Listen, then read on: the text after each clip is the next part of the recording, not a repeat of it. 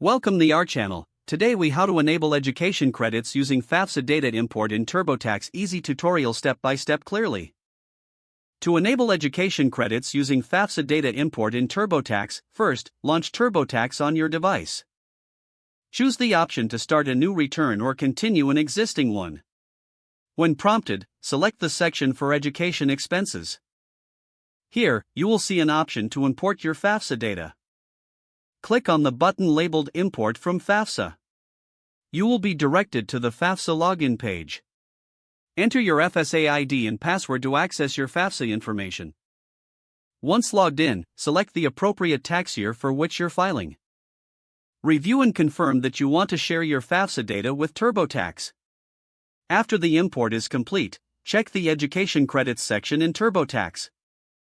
Input any additional information about your educational expenses. Make sure to verify the accuracy of all imported data. TurboTax will automatically calculate any applicable education credits based on your information. Finish the rest of your tax return as directed by TurboTax. Finally, review your entire return to ensure everything is correct before submitting. If the page does not load, refresh the browser or try again in a private or incognito window. Make sure you are using the correct email address, then retype it carefully to avoid small typos. If your password is not accepted, use the reset option and create a new strong password you can remember. Check your spam folder for verification or security emails, then complete any requested confirmation steps. Enable two-factor authentication if available to improve account security and reduce unauthorized access risk. After signing in, review your profile details so your contact information and settings are accurate and current. If you see an error message, note it down and try again after restarting your device and internet connection.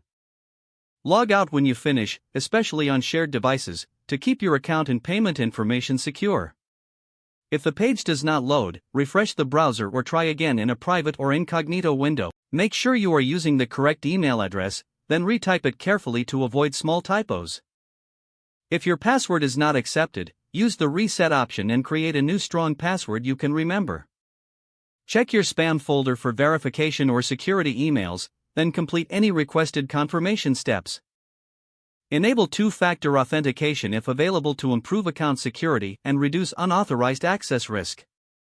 After signing in, review your profile details so your contact information and settings are accurate and current. Don't forget to like this video and subscribe to our channel for more step-by-step tech guides.